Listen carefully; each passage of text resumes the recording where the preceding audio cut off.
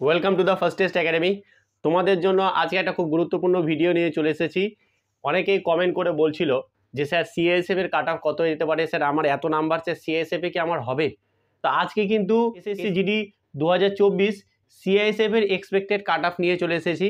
তার আগে 2023-এ কীরকম কাট অফ গিয়েছিল সেটাও কিন্তু নিয়ে চলে এসেছি। তো ভিডিওটি পুরোটাই দেখবে, তাহলে কিন্তু তোমাদের একটা ধারণা চলে আসবে যে কি হ্যাঁ, আমার যদি এই নাম্বার থাকে তাহলে কিন্তু আমার সিএসএফ এ একটা চান্স আছে।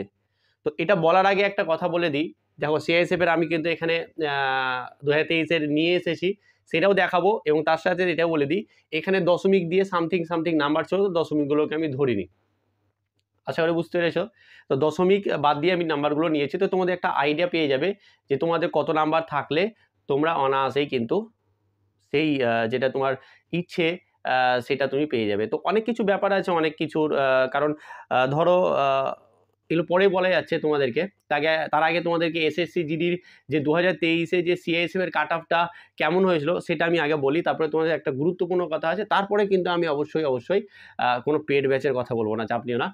আমি তারপরে তোমাদের কিন্তু আমি এসএসসি যে আমাদের 2024 হলো, জিডির পরীক্ষা হলো, তা সিআইএসএফ এর কাট অফ কেমন হতে পারে, সমস্ত কিছু মেডিকেল টেডিক্যাল ফিট হয়ে বসে আছো, রেজাল্টের অপেক্ষায় বসে আছো, তো অবশ্যই তোমরা কিন্তু জেনে নেবে। তার আগে আমরা দেখে নিই 2023-এ কীরকম কাট অফ গিয়েছিল। দেখো 23-এর ক্ষেত্রে যদি আমি যাই, তাহলে দেখো এসএসসি জিডি 2023-এ সিআইএসএফ এর কাট অফ, এটা হচ্ছে ফাইনাল কাট অফ কত গিয়েছিল যারা চাকরি পেয়েছিল। এবার দশমিকে সামথিং ছিল, আমি সেটাকে নিই। দেখো জেনারেল ডিস্ট্রিক্টে যদি যাই, আর ইউআর মানে হচ্ছে আনরিজার্ভড, মানে অনেকেই জানে না, যারা ওবিসি এসসি এসটি বাদ দিয়ে যারা থাকে, জেনারেল ডিস্ট্রিক্ট ওরকম ব্যাপার, জেনারেল, ঠিক আছে।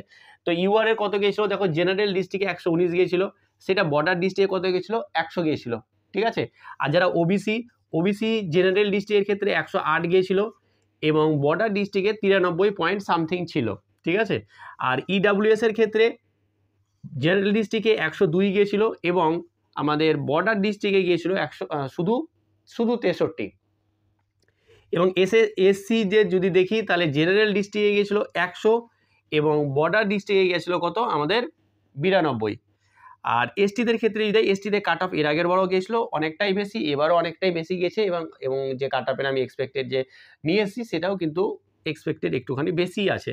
আর এসটিদের কত আছে, এসটিতে গিয়েছে জেনারেল ডিস্ট্রিক্টে 110, এবং বর্ডার ডিস্ট্রিক্টে গিয়েছে 96। তো এই ছিল আমাদের 2023-এর কাট অফ, যে এই কাট অফ যদি ওদের নাম্বার ছিল এবং তারা নাম্বার পেয়েছে। অনেকে ভাববে যে স্যার এত কম নাম্বার ছিল, তাহলে তো আমাদের এর আগের বার করলে ভালোই হতো। তো অবশ্যই যারা দিয়েছে তারা তো চাকরি পেয়ে গেছে, কিন্তু তোমাদের অনেক ভালো ভালো নাম্বার আছে, এবার কিন্তু তোমরা অবশ্যই তোমাদের যে স্বপ্নের চাকরি সেটা কিন্তু পেয়ে যাবে।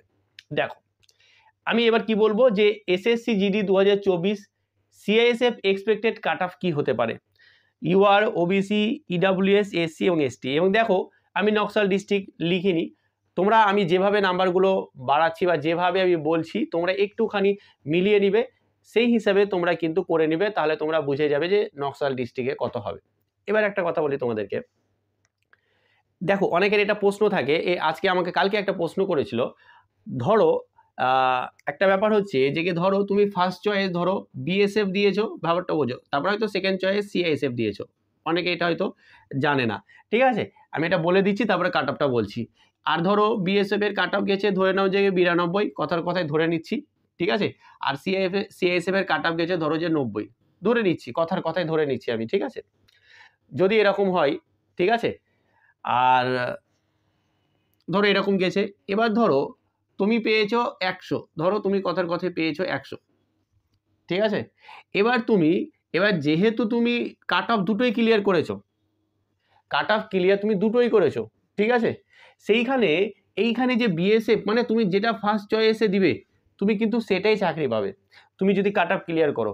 এবং দেখা যায়, ব্যাপারটা বুঝতে পেরেছো তো, ধরো তোমার এখানে ধরে নাও যে তোমার এরকমও আছে, ধরে নাও যে তুমি এখানে 99 গেছে, ধরো কাট অফ এরকম গেছে, ধরো এখানে 99 গেছে, সিআইএসএফ এখানে গেছে 92, তুমি কিন্তু সিআইএসএফ পাবে না, তুমি সিআইএসএফ এরও কাট অফ ক্লিয়ার করেছো, বিএসএফও কাট অফ ক্লিয়ার করেছো, কিন্তু তুমি ফার্স্ট চয়েস কি দিয়েছো, বিএসএফ, তো তোমাকে বিএসএফই নিতে হবে। অনেকের এটা প্রশ্ন থাকে কি স্যার আমি এরকমই হবে, একদম এইরকমটাই হবে। তোমাকে বিএসএফটা যেহেতু ফার্স্ট চয়েসের ব্যাপারটা ওই কারণে প্রথমেই বলা হয় যে চয়েসটা ভেবেচিন্তে তোমার যেটা ভালো মনে হয়, তোমার যেটা ইচ্ছে বা তোমার যেটা স্বপ্ন সেটাকে তুমি ভালোভাবে চিন্তাভাবনাভাবে করো, তারপরে সিরিয়াল ওয়াইজ একটার পর একটা দেবে। তো এখানে যদি এরকম ঘটনা ঘটে তাহলে তুমি কিন্তু বিএসএফ তোমাকে নিতেই হবে। পরে আমি সিএসএফ এর স্বপ্ন, সিএসএফ এত কিছু ভালো, এত কিছু হলে ভালো হতো, তো আর করা যাবে না। তুমি দুটোই কাট অফ ক্লিয়ার করেছো, তুমি ফার্স্ট চয়েস যেহেতু তুমি ওটা দিয়েছো তো তুমি ওটাই পাবে। বোঝা গেছে? আশা করি ক্লিয়ার হয়ে গেছে তোমাদের কথা। এবার দেখো তোমাদের যা কথা থাকে, এবার ধরো অনেক সময় এরকমটাও হয় যে ধরো সিআইএসএফ এ কেউ দিয়েছে ফার্স্ট চয়েস, ঠিক আছে, আর ধরো আমি কথায় ধরছি যে এসএসবি ধরো গেছে, এরকম দুটো আছে।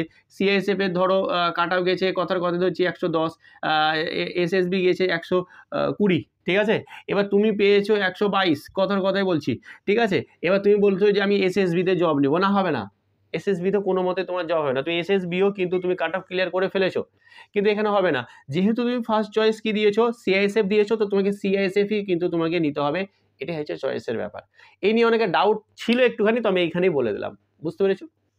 এবার আসছে আমাদের কাট অফ কি হতে পারে। চলো, এক্সপেক্টেড কাট অফ কি হতে পারে। দেখো ব্যাপারটা হচ্ছে যে এইখানেই আমি যখন বললাম, এইখানেই একটা ব্যাপার থাকে যে কাট অফের ক্ষেত্রে অনেকে কি হয় যে ধরো আমি ফার্স্ট চয়েস বিএসএফ দিয়ে দিয়েছি, এসএসবি দিয়েছি, তো যাতে হাই কাট অফ থাকে তারা চলে যায় অন্য জায়গায়, ঠিক আছে, অথচ সিএসএফ আসে না, তো কাট অফের অনেকটা হেরফের হতে পারে। বাট আমি একটা এক্সপেক্টেড কাট অফ করেছি, আশা করি তোমাদের যদি নাম্বারটা এরকম থাকে তো আশা করি তোমরা কিন্তু একটা সিএসএফ এর যদি তোমার চয়েস আগে থাকে তাহলে তুমি কিন্তু অবশ্যই এবং যদি তোমার কাট অফ ক্লিয়ার হয়ে যায় তাহলে অবশ্যই তুমি কিন্তু সিএসএফ এর জবটা পাচ্ছ। তো চলো তাহলে আমরা কাট অফ বলি। দেখো কাট অফের ক্ষেত্রে ইউআর এর ক্ষেত্রে কত কাট অফ রেখেছি, দেখো ইউআর যারা আছো জেনারেলিস্টিক যারা আছো 125 থেকে 135, এই নাম্বার যদি থাকে তাহলে তোমার সিএসএফ এ ভালো একটা পরিমাণের চান্স আছে। এবার এটা একটা ধরেছি কাট অফ, এর থেকে কমও যেতে পারে, ঠিক আছে, বেশি যাওয়ার চান্সটা নেই বললেই চলে, ঠিক আছে, কিন্তু কম যেতে পারে। বোঝা গেছে?